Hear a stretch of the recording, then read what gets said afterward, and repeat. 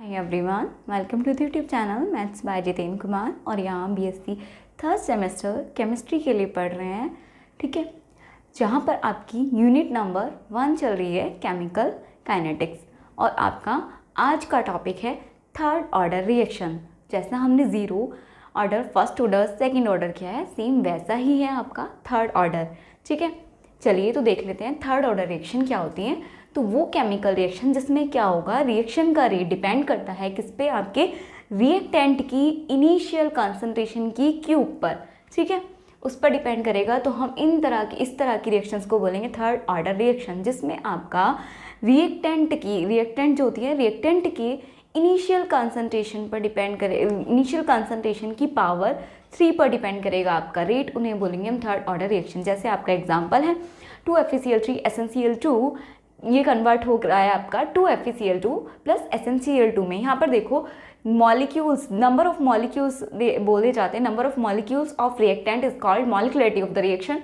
तो number of molecules कितने हैं यहाँ पर, 2FeCl3 के और एक आपका SnCl2 का, यानी कि आपकी मॉलिक्युलरिटी होती है यहाँ पे 3, ठीक है। मॉलिक्युलरिटी होती है आपकी 3। अब क्या मॉलिक्युलरिटी और ऑर्डर ऑफ रिएक्शन बराबर होते हैं? तो ऐसा हमेशा के लिए नहीं होता, सिर्फ एलिमेंट्री रिएक्शन में होता है, जहाँ पर molecularity is equals to the order of reaction. मैं आपको लिखा दूंगी कि ओनली एलिमेंट्री रिएक्शंस होती हैं सिंगल स्टेप रिएक्शंस। तो ऐसा सिर्फ सिंगल स्टेप रिएक्शंस में होता है, जहाँ पर number of molecules of reactant, यानी कि मॉलिक्युलरिटी जो कहलाती है आपकी, और number of molecules of reactant whose concentration is changing with respect to time, that is called order of the reaction।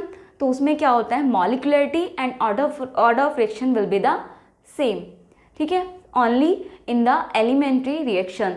और इन द कॉम्प्लेक्स रिएक्शंस, जो कॉम्प्लेक्स रिएक्शंस होती हैं, यानी कि बहुत सारे स्टेप्स में जो कंप्लीट होती हैं, उस तरह की रिएक्शंस में आपका जो उस तरह की रिएक्शंस होती हैं उसमें मॉलिक्युलरिटी और ऑर्डर ऑफ रिएक्शंस बराबर नहीं होता है आपका, ठीक है। तो यहाँ पर देखिए ये जो रिएक्शन है, यहाँ पर जो आपकी मॉलिक्युलरिटी है वो कितनी है, 3 है, और यहाँ पर कहीं उसने एलिमेंट्री रिएक्शन की बात नहीं की है। तो जब तक आपसे एलिमेंट्री रिएक्शन की बात ना की जाए, आप किसी भी रिएक्शन को एलिमेंट्री रिएक्शन कंसीडर नहीं करेंगे, ठीक है। तो यहाँ पर क्या होगा, आपका जो आपकी मॉलिक्युलरिटी है तो वो 3 बनती है, लेकिन ऑर्डर ऑफ रिएक्शन क्या है आपका, एक बार देख लेते हैं। दोनों की क्या हो रही है, आपकी जो कंसंट्रेशन है टाइम के साथ चेंज हो रही है। तो यानी कि इनके रिएक्टेंट चेंज हो रहे हैं टाइम के साथ, तो हमारे जो रिएक्टेंट मॉलिक्यूल्स हैं, रिएक्टेंट के जो मॉलिक्यूल्स हैं वो क्या करें, उनकी दोनों ही मॉलिक्यूल्स की कंसंट्रेशन में चेंज हो रहा है टाइम के साथ। तो यहाँ पर ऑर्डर ऑफ रिएक्शन भी 3 होता है, ठीक है। और 3 होने की वजह से इसको क्या बोलते हैं, थर्ड ऑर्डर रिएक्शन। और इसकी एक और डेफिनेशन हो सकती है, वो क्या हो सकती है, if the sum of the powers of reactant concentration in a given rate law expression. आपको मैंने रेट लो एक्सप्रेशन बताया था, लिखना कैसे लिखते हैं। कोई आपको केमिकल रिएक्शन दी है और उसका रेट लो एक्सप्रेशन लिखना है। तो रेट लो एक्सप्रेशन लिखने के बाद जब अगर आपका रेट लो एक्सप्रेशन में जो आप रिएक्टेंट लेते हो ना, रेट लो एक्सप्रेशन में रिएक्टेंट लेते हो, तो रिएक्टेंट की कंसंट्रेशन की जो पावर्स होती हैं, अगर उन पावर्स को ऐड करते हो, यानी कि उनका सम वो किसके इक्वल होता है, 3 के इक्वल होता है, तब हम क्या बोलेंगे किसी रिएक्शन को कि वो थर्ड ऑर्डर रिएक्शन है। और अब तो आपको ये डेफिनेशन खुद से भी आ जानी चाहिए। हमने इसी पैटर्न पर 0 ऑर्डर की लिखी थी, इसी पर फर्स्ट ऑर्डर और इसी पर सेकेंड ऑर्डर, इसलिए मैंने सिमिलर करके लिखाई है ताकि कोई कन्फ्यूज़न ना हो। बस आपको क्या करना है, थोड़ा सा ध्यान रखना है, ज़ीरो ऑर्डर के लिए जहाँ पे 0 ऑर्डर होगा वहाँ पे रेट डिपेंड नहीं करता है, और क्या होगा, जहाँ पे 1 ऑर्डर होगा वो पावर 1 पे डिपेंड करेगा, जहाँ सेकंड ऑर्डर होगा वहाँ पे पावर 2 पे डिपेंड करेगा, और जहाँ पे थर्ड ऑर्डर होगा वहाँ पे रिएक्टेंट की कंसंट्रेशन की पावर 3 पे डिपेंड करेगा। ये प्रोसेस ऐसे ही चलता रहता है, लेकिन हम सभी ऑर्डर ऑफ रिएक्शन नहीं निकालने वाले हैं। बस ये आपका लास्ट है थर्ड ऑर्डर, उसके बाद हम एक nth ऑर्डर रिएक्शन देखेंगे बस, और उसके लिए फॉर्मूला निकालेंगे। फिर आप जो nth ऑर्डर रिएक्शन आएगा उसमें डायरेक्ट जो भी आपसे पूछा गया है, सपोज करिए आपसे 6 ऑर्डर रिएक्शन का रेट कांस्टेंट की वैल्यू पूछी गई है, तो आप डायरेक्ट फॉर्मूले में क्या करोगी, nth ऑर्डर वाले फॉर्मूले में 6 रखोगे, 6 ऑर्डर के लिए निकाल लोगे कैलकुलेट करके। तो डायरेक्ट आपको एक जनरल फॉर्मूला दे दिया जाएगा जिसमें आप वैल्यू पुट करके किसी भी ऑर्डर ऑफ रिएक्शन के लिए रेट कांस्टेंट की वैल्यू निकाल सकते हो, ठीक है। इसके बाद देखेंगे लेकिन वो, ठीक है।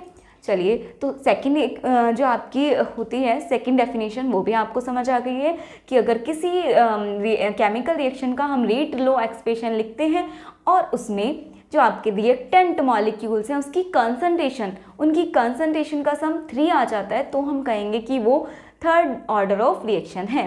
और अगर मैथमेटिकली देखें तो ये reaction is said to be third order reaction when the rate is proportional to the power 3 of the reactant concentration. Mathematically हम क्यों लिखते हैं? क्योंकि हम रेट, जो आपका रेट कांस्टेंट है उसका फॉर्मूला ड्राइव करते हैं। फॉर्मूला ड्राइव करने के लिए हमें मैथमेटिकल्स को एक्सप्रेशन चाहिए होता है कि रेट को हम कंसीडर करके चलते हैं, रेट कैलकुलेट कर, रेट से हम क्या जाते हैं, रेट कांस्टेंट की तरफ जाते हैं, तो रेट किस पे डिपेंड करेगा, ठीक है। तो इसलिए हमें मैथमेटिकल भी एक डेफिनेशन बनानी पड़ी। तो देखिए मैथमेटिकली आपकी डेफिनेशन क्या कहती है कि एक रिएक्शन थर्ड ऑर्डर रिएक्शन तब कहलाएगी जब रेट क्या होगा आपका, प्रोपोर्शनल होगा रिएक्टेंट कंसंट्रेशन की पावर 3 पर, ठीक है। यानी कि रेट किसके प्रोपोर्शनल होगा, इस वाली रिएक्शंस के लिए, इन वाली रिएक्शंस के लिए आप यहाँ पे लिख सकते हो कि रेट प्रोपोर्शनल होगा किसके, रिएक्टेंट को मैं रिएक्टेंट मान लेती हूँ, कंसंट्रेशन को स्क्वायर ब्रैकेट से डिनोट करते हैं। फर्स्ट और सेकंड लेक्चर में ये बेसिक चीज़ें आपकी समझाई हुई हैं, ठीक है। अगर आपने अभी तक फर्स्ट और सेकंड लेक्चर नहीं देखा है तो पहले फर्स्ट और सेकंड लेक्चर को देख लीजिए, उसके बाद आपको ये समझ आ जाएगा। हम कंसंट्रेशन को स्क्वायर ब्रैकेट से रिप्रेजेंट करते हैं और रिएक्टेंट के लिए मैंने जनरली आपके लिए R लिया है, ठीक है, और उसकी पावर कितनी होनी चाहिए, 3। तो थर्ड ऑर्डर के केस में आपका रेट दैट इज करके आप लिख सकते हो, जो मैथमेटिकली है, मैथमेटिकल रिप्रेजेंट ये कहता है, ठीक है। जो आपका ये डेफिनेशन है वो ये कहती है कि रेट किसके प्रोपोर्शनल है, रिएक्टेंट की कंसंट्रेशन की पावर 3 के।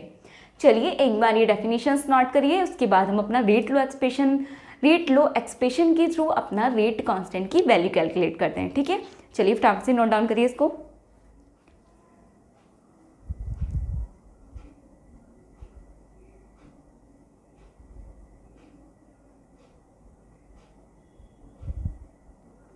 आई थिंक आप लोगों ने नोट डाउन कर लिया होगा। अब हम देखते हैं रेट कांस्टेंट कैसे कैलकुलेट करते हैं थर्ड ऑर्डर रिएक्शन के लिए, ठीक है। आप सभी को ये आता भी होगा, ठीक है। तो अब हम पहले लिख लेते हैं रेट लो एक्सप्रेशन। क्या लिखते हैं, रेट लो एक्सप्रेशन।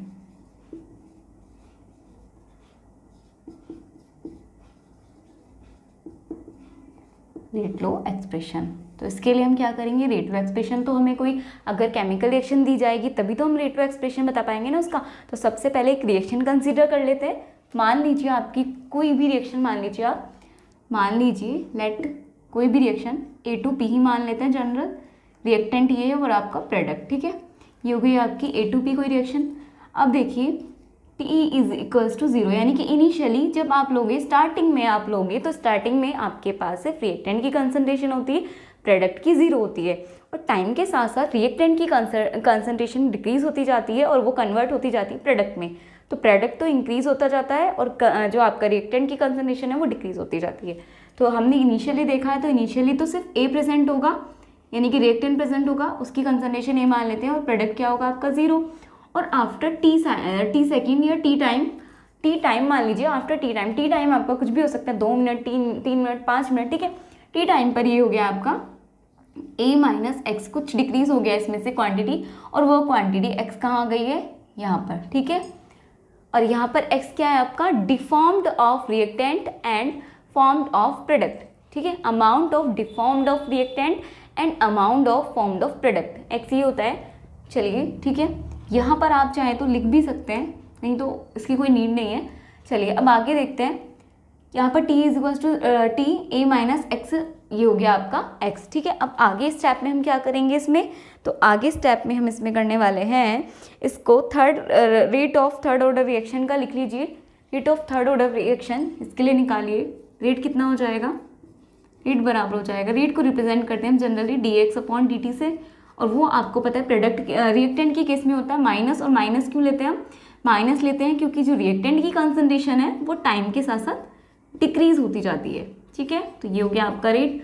और अगर प्रोडक्ट के केस में निकालें तो प्लस का ही लेंगे क्योंकि प्रोडक्ट की कंसंट्रेशन टाइम के साथ साथ इंक्रीज होती जाती है, ठीक है।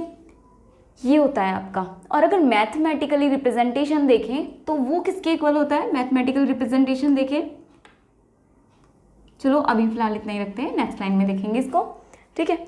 अब देखिए मैथमेटिकली मैथमेटिकली हमने जो अभी अपना देखा है, मैथमेटिकली रेट जो है आपका, रेट बराबर, यानी कि कोई भी एक रेट मान लो, मान लीजिए आपने DA वाला ले लिया, ये दोनों ही रेट है, ये तो इसका रिप्रेजेंटेशन है, रेट को dx/dt से रिप्रेजेंट करते हैं। अदरवाइज ये जो आपका ये दोनों रेट हैं, तो आप चाहे तो रिएक्टेंट के रिस्पेक्ट में ले लीजिए, चाहे प्रोडक्ट की रिस्पेक्ट में ले लीजिए। हम रिएक्टेंट के रिस्पेक्ट में ले लेते हैं, तो यहाँ पर हो गया आपका ये। और ये मैथमेटिकली किस पे डिपेंड करेगा, जो आपका रेट है वो डिपेंड करेगा रिएक्टेंट यानी कि ए की कंसंट्रेशन की पावर 3 पर। अभी मैंने आपको एक एक्सप्रेशन भी बताया था, ठीक है। अब यहाँ पे वैल्यू पुट कर दीजिए। रेट तो हम इसके लिए यूज़ करें, रेट तो ये ऑलरेडी है, तो हम सिर्फ ये वाली वैल्यू रखेंगे। ए की जगह पे वैल्यूज पुट कीजिए, a माइनस एक्स अपॉन आ जाएगा आपका, क्या जाएगा, dt, ठीक है। और ये हो गया आपका ठीक है। प्रोपोर्शनलिटी का साइन हटाओगे तो क्या आ जाएगा आपका, K3 आ जाएगा, और a की जगह वैल्यू भी पुट कर दीजिए डायरेक्ट, a माइनस एक्स की क्यूब, ठीक है। प्रोपोर्शनलिटी साइन हटा के आ गया आपका K3। यहाँ आप लिख सकते हैं वेयर K3 क्या है आपका, is a rate constant for third order reaction, third order reaction के लिए क्या है आपका, रेट कांस्टेंट, ठीक है। इसके आगे अब क्या करेंगे, जब आप इसको अंदर ले जाओगे हो जाएगा -dA/dt, और ये हो जाएगा minus minus plus dx/dt is equals to K3 a minus X का क्यूब, ठीक है। यहाँ पर देखिए जो DA की कंसंट्रेशन है वो टाइम के साथ साथ क्या हो रही है, डिक्रीज नहीं हो रही है, लेकिन यहाँ पर दिया हुआ है माइनस का मतलब डिक्रीज हो रही है, तो A नहीं डिक्रीज हो रहा है आपका, ठीक है। तो क्या होगा, ये क्या होगा आपका 0, A तो चेंज ही नहीं हो रहा है टाइम के साथ, A is not changing with time. आप लिख सकते हो यहाँ पे reason, because A is not changing with time, that's why minus dA/dt will be equals to the 0, ठीक है। आप चाहे तो यहाँ पे नोट डाउन कर सकते हैं, तो ये डायरेक्ट 0 मान सकती हूँ मैं, तो हमारे पास सिर्फ बचेगा dx/dt, ठीक है। और वो बराबर हो जाएगा आपका K3 a माइनस एक्स की होल क्यूब, ठीक है। आई थिंक इससे नीचे नहीं आने वाला है, तो मैं यहाँ पर करती हूँ नोट डाउन, ठीक है। चलिए नेक्स्ट देखते हैं, अब क्या होगा यहाँ के बाद, देख लीजिए। यहाँ से क्या होगा आपका, ये जो आपकी ये x वाली टर्म है और a माइनस एक्स का क्यूब है, इनको एक साथ ले लेते हैं और K3 और dt को अलग ले लेते हैं, ठीक है। तो ये हो जाएगा आपका dx/a माइनस एक्स का whole cube is equals to K3 into dt। अब क्या करेंगे, ऑन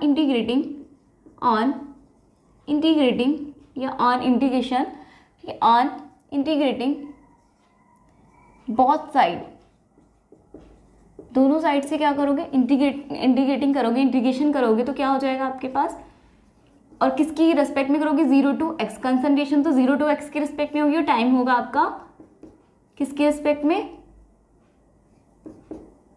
K3 कांस्टेंट है, मैं पहले ही बाहर ले लेती हूँ, कांस्टेंट का इंटीग्रेशन नहीं होता है, 0 to t के रेस्पेक्ट में होगा dt का, ठीक है। चलिए नेक्स्ट देखते हैं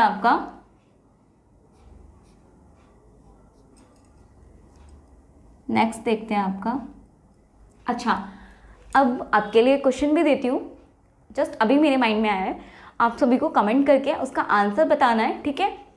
जो भी आपको लगता है, फिर मैं आपको नेक्स्ट लेक्चर में उसका आंसर बताऊंगी, करेक्ट आंसर क्या होगा, ठीक है। तो आप मुझे बताएंगे कि जो हाफ लाइफ पीरियड हमने देखा था, हाफ लाइफ पीरियड और जो आपकी रिएक्टेंट की इनिशियल कंसंट्रेशन है उसके बीच रिलेशनशिप क्या होगा, ठीक है। यानी कि हाफ लाइफ और जो आपका रिएक्टेंट की कंसंट्रेशन है, इनिशियल कंसंट्रेशन, क्या उसके बीच रिलेशनशिप होगा, और होगा तो क्या होगा, ठीक है। सभी कमेंट करके बताएंगे। चलिए आगे देखते हैं, dx/ ये हो जाएगा आपका, ठीक है। यहाँ पर जब आपका 1/x की पावर n से करोगे तो 1/x की पावर n का इंटीग्रेशन होगा आपका n माइनस 1 x की पावर n माइनस 1, तो उसके अकॉर्डिंग ये आ जाएगा आपके पास 1/ क्या हो जाएगा a, यहाँ पे n क्या है आपका 3, तो 3 माइनस 1 करोगे 2 इंटू a माइनस एक्स की पावर 2, 3 माइनस 1 हो गया 2, ठीक है।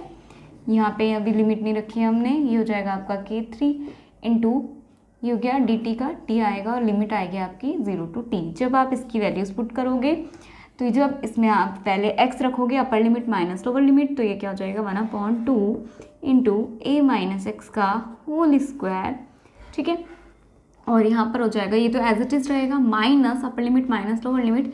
ये जब करोगे a की x की जगह पे 0 रखोगे तो a माइनस 0 a हो जाएगा, तो 2a स्क्वायर क्या हो जाएगा 2a square equals to k3 into और ये हो गया t माइनस 0, ठीक है।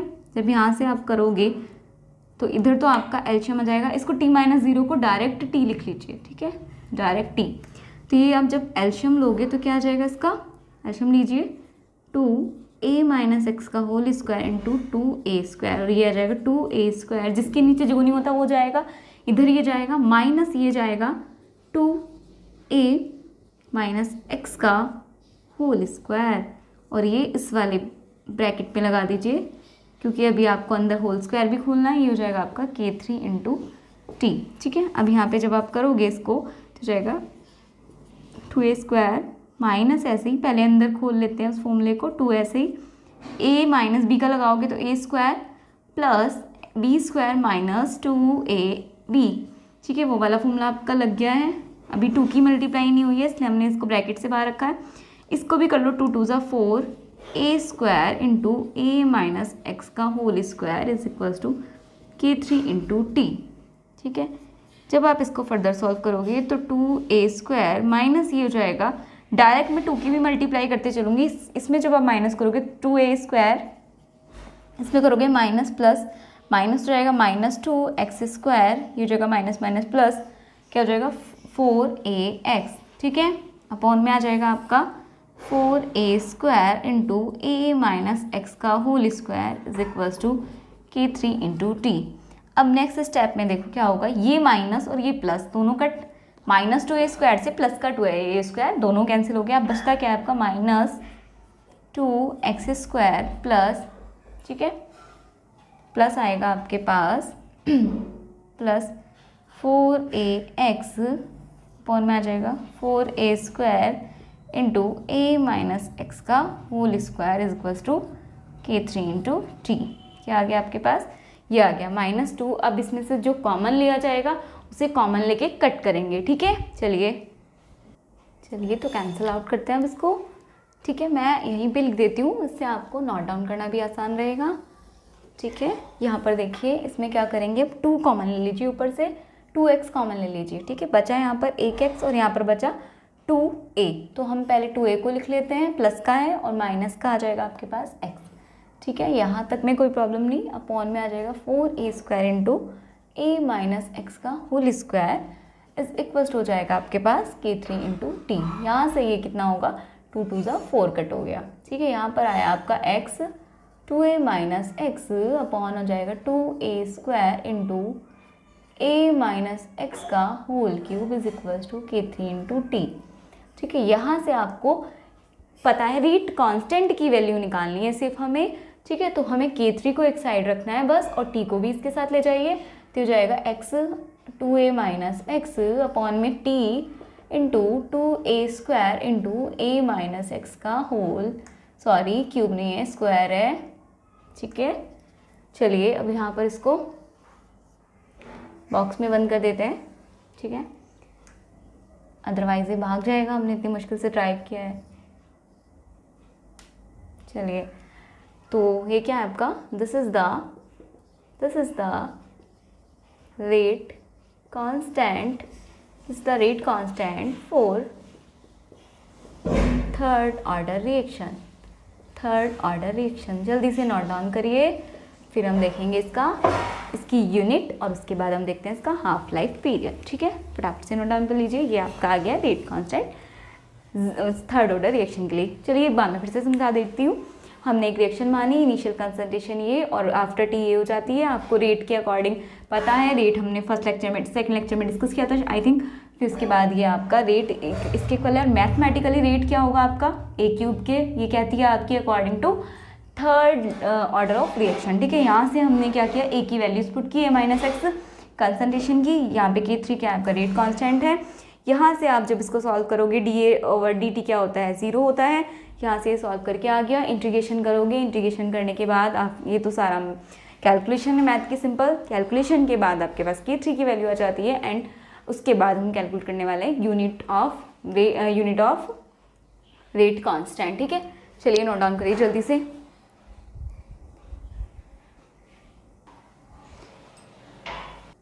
चलिए अब देखते हैं हम हाफ लाइफ टाइम या हाफ लाइफ पीरियड। ठीक है, किसके लिए देख रहे हैं अभी हम हाफ लाइफ टाइम या half life period? Third order reaction के लिए। इसके लिए आपको पता है हाफ लाइफ टाइम क्या होता है, वो टाइम जिसमें क्या होता है आपकी रिएक्टेंट की कंसंट्रेशन अपनी इनिशियल अमाउंट से जस्ट हाफ रह जाती है। ठीक है, अगर आपने कोई रिएक्टेंट की कंसंट्रेशन इनिशियली सबसे स्टार्टिंग में 6 ली है और वो 2 मिनट बाद 3 हो जाती है, यानी कि वो कितनी हो गई, 6 का आधा, एग्जैक्ट हाफ। ठीक है, 6 का एग्जैक्ट हाफ हो गया यानी कि 3, और कितने मिनट में हुआ है? 2 मिनट में। तो ये 2 मिनट का जो टाइम है यही कहलाता है आपका हाफ लाइफ पीरियड। ठीक है, डेफिनेशन हमने लिखाई हुई है इसको, जीरो ऑर्डर रिएक्शन में ही आपकी हाफ लाइफ पीरियड की डेफिनेशन लिखा दी गई है। नेक्स्ट यहाँ से देखिए, हाफ लाइफ पीरियड के लिए अब आपको पता है शॉर्ट में जब आप निकालते हैं तो कैसे निकालते हैं, पहले अपना K3 लिखते हैं, जो आपका K3 आता है, K3 कितना आया, x 2a minus x upon में आएगा आपका t into 2a² into a minus X का होल स्क्वायर। अरे आई थिंक आपकी रेट कांस्टेंट की यूनिट तो रह गई है, चलिए पहले इसको कर लेते हैं, हम रेट यूनिट बाद में कर लेंगे। ठीक है, एक ही बात है। तो यहाँ पे क्या होगा, हाफ लाइफ टाइम के लिए क्या होता है, t को तो हम रखते हैं t हाफ एंड x की जगह पे क्या रखते हैं a/2, क्योंकि a उसकी इनिशियल कंसंट्रेशन होती है, जस्ट उसका हाफ यानी कि a/2। सो क्या हो जाएगा आपका K3, बताइए क्या हो जाएगा, x की जगह पे रखिए a/2 इस तरह से, और 2a माइनस a/2, और ये हो गया t into 2a² a minus x की जगह रखोगे a/2 का होल स्क्वायर। अब इसको सिंपल सॉल्व करना है। जब आप ऊपर सॉल्व करोगे तो a/2 ऐसे ही, अंदर क्या होगा, एलसीएम होगा तो क्या हो जाएगा इसका 4a माइनस a अपॉन 2, और इसका अपॉन ओवरऑल अपॉन, यानी कि ये है आपका K3 के इक्वल, तो ठीक है t इंटू हो जाएगा आपका 2a² इंटू, जब आप इसका भी एलसीएम लोगे तो जगह 2a माइनस a/2 का होल स्क्वायर। यहाँ तक में कोई दिक्कत नहीं होगी आई थिंक। अब नेक्स्ट देखिए, K3 बराबर किसके हो जाएगा, पहले ये लिख लेते हैं, फिर ऊपर नीचे हो जाता है। ये हो जाएगा आपका a/2 इंटू हो जाएगा 4a में से 3a जाए, 4a में से a जाएगा तो 3a/2 बच जाएगा, और ओवरऑल अपॉन हो जाएगा आपका, जो कि किसके इक्वल होगा, K3 के। ये हो जाएगा आपका t इंटू 2a² इंटू हो जाएगा आपके पास 2a माइनस a कितना होगा, a/2 का होल स्क्वायर। ये बच गया। अब फर्दर आप देखोगे तो ये कितना हो गया, 3a² अपॉन 4, ऊपर देखो 3a² अपॉन हो जाएगा 4, और ओवरऑल अपॉन क्या होगा इसका, K3 के इक्वल, और यहाँ क्या हो जाएगा आपका t इंटू, यहाँ से देखो ये क्या आएगा 2a² तो वही साथ में, और जब इसका करेंगे a² का भी स्क्वायर और 4, ये हो जाएगा 2 का भी स्क्वायर, तो a² अपॉन 4, ये हो गया आपका। यहाँ से देखिए, अब यहाँ से क्या होगा, इसको रफ कर देती हूँ पहले एक बार, फिर देखते हैं आगे। चलिए अब देखते हैं, ठीक है आगे क्या होगा इससे। तो यहाँ देखो, यहाँ पर क्या हो जाएगा आपका, ऊपर क्या आ रहा है आपका 3a² अपॉन 4, ठीक है 3a² अपॉन 4, नीचे क्या हो जाएगा इसका t इंटू 2, ये क्या हो जाएगा 2 और a की 4 हो जाएगा, ठीक है, तो जगह 2 a की पावर 4 अपॉन में आ जाएगा इसके 4, ठीक है, और ये किसके इक्वल है, K3 के। आप चाहे तो अपनी तरीके से जो आपका कैलकुलेशन कर सकते हैं, ठीक है। यहाँ से देखो, जब ये ऊपर जाएगा और ये नीचे आएगा तो क्या होगा, देखो ये हो जाएगा आपका 3a² इंटू 4 तो गया ऊपर, upon 4 into t into 2a की पावर 4, ये किसके इक्वल है, K3 के इक्वल। अब यहाँ से क्या होगा, 4 से 4 कैंसिल, ठीक है, ये 2a की पावर 4 है, पावर में 4 है वो, देखो स्क्वायर है, यहाँ पे कितना है 4 है, तो यहाँ पे कितना हो जाएगा 2 तो गया, स्क्वायर वाला टर्म पूरा निकट, ये रहा स्क्वायर, इसके पूरा स्क्वायर वाला इसके 2 स्क्वायर से गया तो क्या बचा, ऊपर तो सिर्फ 3 बचा और नीचे क्या आया 2a² इंटू टी। क्या बचा आपके पास 2a² इंटू टी, ये है आपका K3। और इसको और ज़्यादा सही मैनर में लिख सकते हैं हम 3/2 ऐसे करके a² इंटू टी। ठीक है, ये हो गया आपका हाफ लाइफ पीरियड। चलिए, लेकिन यहाँ पर एक मिस्टेक हुई है क्योंकि हमने x की जगह तो वैल्यू पुट कर दी, t की जगह t हाफ रखा ही नहीं। तो हम क्या करेंगे, पहले t की जगह पे t हाफ रखेंगे। ठीक है, t की जगह पे t हाफ रखेंगे, अपनी मिस्टेक को ठीक करेंगे। ठीक है, अब तो हम क्योंकि सीख गए हैं, t हाफ रखेंगे, ये हो गया t हाफ। यहाँ पर भी हम क्या रखेंगे, अपना t हाफ रखेंगे। ठीक है, यहाँ पर भी अपना क्या रखेंगे, हम t हाफ रखेंगे। यहाँ पर भी अपना t हाफ रखेंगे और यहाँ पर भी अपना क्या रखेंगे, यहाँ पर क्या कर देंगे, t हाफ तो हमें चाहिए तो t हाफ को इधर कर लेते हैं और यहाँ पर अपना क्या कर देंगे K3। ठीक है, ये कर देंगे। तो ये है आपका, सो this is the half life period for third order reaction.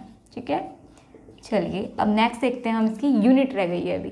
ठीक है, मैं उसको रफ करके वहाँ पे यूनिट निकाल देती हूँ। ठीक है, चलिए इसको इतने नोट डाउन कर लीजिए आप।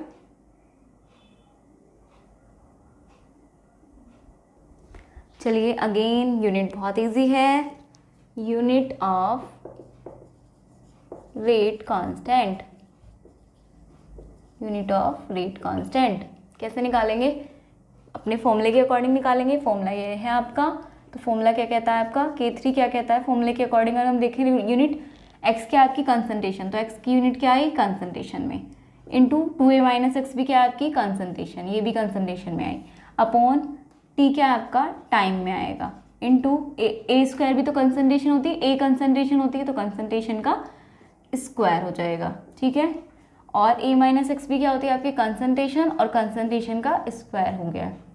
यहाँ पर देखिए, जब आप इसको सिंप्लीफाई करोगे तो ऊपर क्या हुआ, कंसंट्रेशन का square upon time into concentration की पावर 2 इंटू कंसंट्रेशन की पावर 2 यानी कि कंसंट्रेशन का square.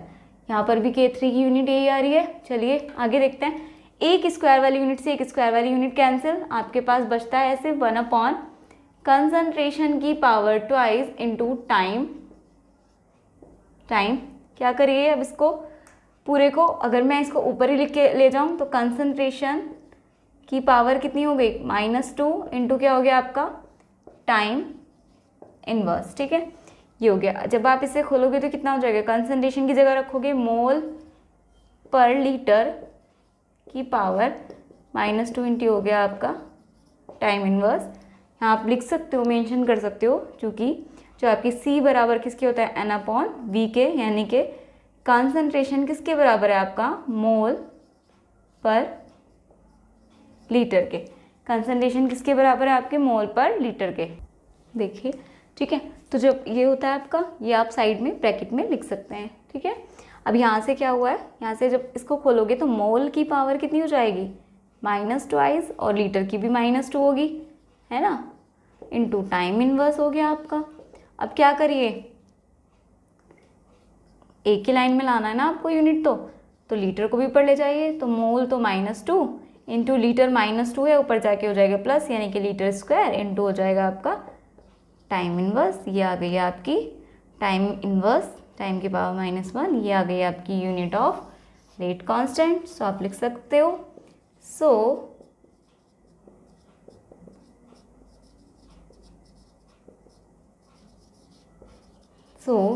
This is the unit of rate constant. So ये क्या है आपकी यूनिट है रेट कांस्टेंट की, जो आपको याद रखनी है।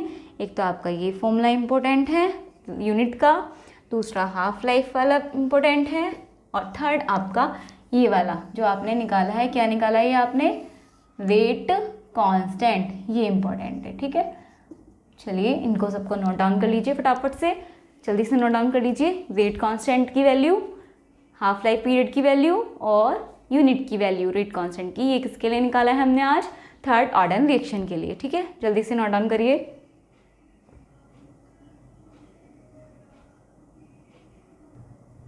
चलिए अब जो आपकी थर्ड ऑर्डर रिएक्शन है उसका क्या देखते हैं, उसकी कुछ प्रॉपर्टीज देखते हैं। तो उसकी प्रॉपर्टी नंबर 1 क्या है, जो रेट ऑफ रिएक्शन है वो किस पे डिपेंड करता है, rate of reaction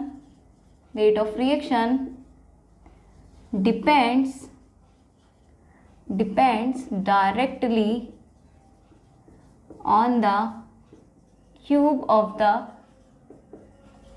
the reactant concentration, cube of the initial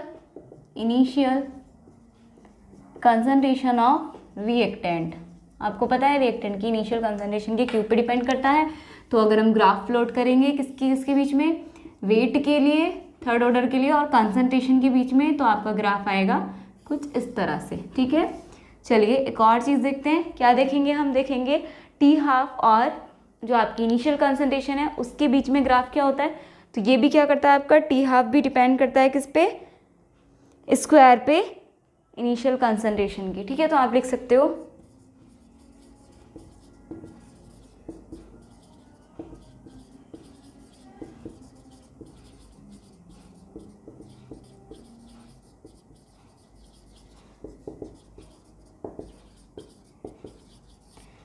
depends indirectly on the square of the initial concentration of reactant। देखो इस तरह से अगर आप टी हाफ इधर रखते हो और इधर आप ड्रॉ करते हो क्या, 1/a² का ग्राफ, तो कुछ इस तरह का ग्राफ आएगा। ठीक है, क्यों आया है, क्योंकि जो आपने अभी फॉर्मूला निकाला था T half is equals to आया था 3/2 और यहाँ पर आया था a² × k। ठीक है, यहाँ पे देखो k × a², ऐसे लिख सकते हो, एक ही बात है। तो अगर आप क्या करोगे, ये तो कांस्टेंट वैल्यू है 3/2 और ये भी क्या आपका कांस्टेंट है। अगर आप इसको क्या करोगे, इसमें देखो ये तो कांस्टेंट है तो प्रोपोर्शनल किसके हो, 1/a² के। तो इसके अकॉर्डिंग क्या देखो किस पे डिपेंड कर रहा है, डिपेंड्स इनडायरेक्टली डिपेंड कर रहा है। डायरेक्टली करता तो a² ऊपर आता है, तब हम कहते हैं डायरेक्टली। यहाँ पे हमने डायरेक्टली बोला है क्योंकि आपका जो रेट है वो किस पे डिपेंड कर रहा है, रेट हमने देखा था ना आपको, इनिशियल कंसंट्रेशन की पावर 3 पे ये डिपेंड कर रहा है, तो इसलिए वो डायरेक्ट कर रहा है। लेकिन यहाँ पे इनडायरेक्टली आया क्योंकि नीचे आ रहा है। ठीक है, और उसके स्क्वायर पे, इनिशियल कंसंट्रेशन के स्क्वायर पे, तो हमारा ग्राफ ये होगा। ये कुछ फीचर्स आपके थर्ड ऑर्डर रिएक्शन के जो आपको पता होने चाहिए। ठीक है, चलिए इसको नोट डाउन करते हैं, फिर एक बार समरी देख लेते हैं अपनी फॉर्मूलाज की। चलिए समरी देख लेते हैं एक बार। हमने फॉर्मूले देखे हैं रेट कांस्टेंट का, यानी कि K3 का कितना आया आपका, उसका फॉर्मूला आया है x 2a minus x upon में आया है आपका 2a² और क्या था आपका t भी था। ठीक है, इंटू हो जाएगा आपका a माइनस x का होल स्क्वायर। एक फॉर्मूला ये रहा आपका।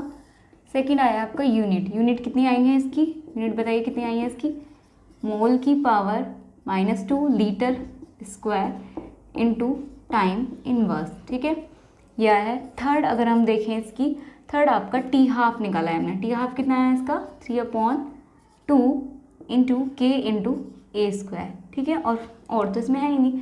ये आपके तीनों फॉर्मूले आपको याद रखने हैं। ठीक है, चलिए इसको नोट डाउन कर लेते हैं। ठीक है, और ये आपकी जो क्लास है आज की वो यहीं ख़त्म होती है। बाकी इसका जो पार्ट है, सेकंड पार्ट, वो हम नेक्स्ट लेक्चर से स्टार्ट करने वाले हैं। तो आज की क्लास के लिए इतना ही। Keep learning and thank you.